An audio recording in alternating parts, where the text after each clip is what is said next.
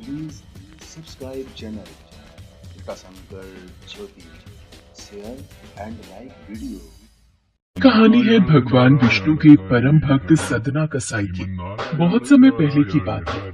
किसी गांव में सदना नाम का एक कसाई रहता था। वो बहुत ईमानदार था।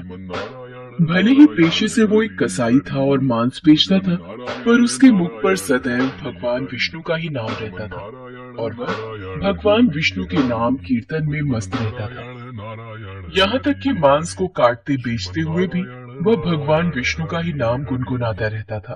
भजमन नारायण नारायण हरि हरि, श्रीमन नारायण नारायण हरि हरि। भैया जरा 2 किलो मांस तोल देना। अभी देता हूँ भैया। जय श्री हरि, जय श्री हरि। कैसा कसाई है? मांस बेचता है, भगवान का नाम जपता है। तुम आज देख रहे हो, मैं तो कई वर्षों से इस कसाई को भगवान का नाम जपते हुए मांस बेचते हुए देख रहा हूँ। इस कसाई के मुख पर तो सदैव विष्णु भगवान का ही नाम रहता है। लोग सदना के बारे में यही बातें करते थे। एक दिन सदना अपनी ही धुन में कहीं जा रहा था कि उसके पैर से एक पत्थर टकराया। वह रुक गया। अरे, ये काले रंग का गोल पत्थर कैसा? इसे उठाकर रख लेता हूँ। देखने में तो बहुत बढ़िया दिखाई पड़ता है।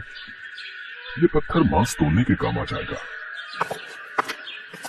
आज इसी पत्थर से वजन तोलता हूँ। हाँ भैया, कितना मांस देना है? 1 किलो तोल दो भैया। इसका मतलब ये पत्थर 1 किलो वजन का है। भैया जरा 2.5 किलो मांस देना। अरे ये क्या, ये पत्थर 2.5 किलो वजन का कैसे हो गया? एक बार 5 किलो रखकर देखता हूँ। ये कैसे हो सकता है? ये पत्थर कोई साधारण पत्थर नहीं है। ये तो कोई जादुई पत्थर है। जितना वजन तोलना होता है, ये पत्थर उतने वजन का ही हो जाता है।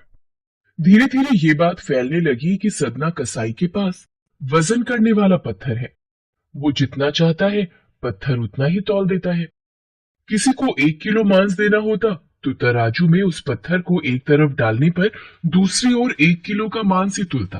अगर किसी को 2 किलो चाहिए हो तो वह पत्थर 2 किलो के भार जितना भारी हो जाता। इस चमत्कार के कारण उसके यहाँ लोगों की भीड़ जुटने लगी। भीड़ जुटने के साथ ही सदना की दुकान की बिक्री बढ़ गई। मुझे तो लगता है ये किसी जादूगर का पत्थर रास्ते में कहीं गिर गया होगा और ये मुझे मिल गया। इस जादुई पत्थर के आ जाने से मेरी बिक्री और बढ़ गई है। जय श्री हरि, जय श्री हरि। एक दिन सदना की बात उस गांव के पंडित तक भी पहुंची।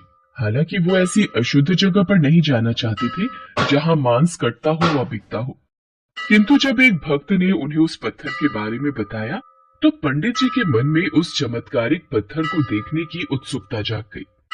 पंडित जी, आप नहीं जानते, उस सदना कसाई के पास सचमुच एक जादुई पत्थर है। हाँ, जो अपना वजन सामान के अनुसार ही कर लेता है। एक बार चलकर देख लें तो अवश्य ही वो पत्थर देखकर आप चकित हो जाएंगे।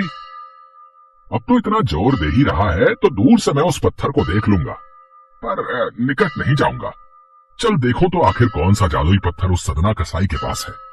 भक्त की बात सुनकर पंडित जी उसके साथ सदना की दुकान के पास पहुंचे और दूर से खड़े होकर सदना कसाई को मीट तौलते देखने लगे। उन्होंने देखा कि कैसे वह पत्थर हर प्रकार के वजन को बराबर तौल रहा था। वो ध्यान से उस पत्थर पर दूर से नजरें गड़ाए रहे। अचानक पंडित जी के शरीर के रोए खड़े हो गए। ये कैसे हो सकता है? ये पत्थर तो मुझे इस कसाई के पास जाकर बात करनी ही होगी। अब पंडित जी, आप और मुझ कसाई की दुकान पर, मैं आश्चर्यचकित हूँ। आइए, कृपा करके यहाँ बैठिए। मैं आपकी क्या सेवा कर सकता हूँ? सदना, तुम्हारे इस चमत्कारिक पत्थर को देखने के लिए ही मैं तुम्हारी दुकान पर आया हूँ। या यूं कहें कि ये चमत्कारी पत्थर ही मुझे खींचकर तुम्हारी दुकान पर ले आया है। पर शायद तुम इस बात से पूरी तरह अनजान हो। तुम जिसे पत्थर समझकर मांस तोड़ रहे हो, वास्तव में वो शालिग्राम जी हैं, जो कि भगवान विष्णु का स्वरूप है। तुम ये नहीं जानते, शालिग्राम जी को इस तरह गले कटे मांस के बीच में रखना व उनसे मांस तोड़ना बहुत बड़ा पाप है। भगवान विष्णु का पत्थर शालिग्राम? पंडित जी, फिर तो मैं बहुत बड़ा पाप कर रहा हूँ। मुझसे भूल हो गई। श्री हरि, मुझे क्षमा करना। मैं आपके इस रूप को पहचान नहीं पाया। पंडित जी, आप तो ब्राह्मण हैं, अतः आपसे उत्तम सेवा और पूजा भगवान शालिग्राम के इस पत्थर स्वरूप की कोई नहीं कर सकता। मैं भी नहीं। कृपया करके ये पत्थर आप रख लीजिए। ठीक है सदना, मैं भगवान शालिग्राम की सेवा करने के अवसर को भला कैसे ठुकरा सकता हूँ। लाओ, ये मैं ले जाता हूँ। पंडित जी उस शालिग्राम पत्थर को बहुत सम्मान से घर ले आए। घर आकर उन्होंने वह पूजा अर्चना आरंभ कर दी। कुछ दिन ही बीते थे कि एक रात पंडित जी के स्वप्न में श्री शालिग्राम जी आए और बोले, हे ब्राह्मण, मैं तुम्हारी सेवाओं से प्रसन्न हूँ, किंतु तुम मुझे उसी कसाई के पास छोड़ आओ। हे प्रभु, क्या मुझसे आपकी पूजा अर्चना करने में कोई भूल हुई है? ब्राह्मण, तुम मेरी अर्चना पूजा करते हो, मुझे अच्छा लगता है, परंतु जो भक्त मेरे नाम का गुणगान कीर्तन करते रहते हैं, उनको मैं अपने आप को भी बेच देता हूँ। सदना तुम्हारी तरह मेरी पूजा अर्चना नहीं करता है, परंतु वो हर समय मेरा नाम गुनगुनाता रहता है, जो कि मुझे अच्छा लगता है।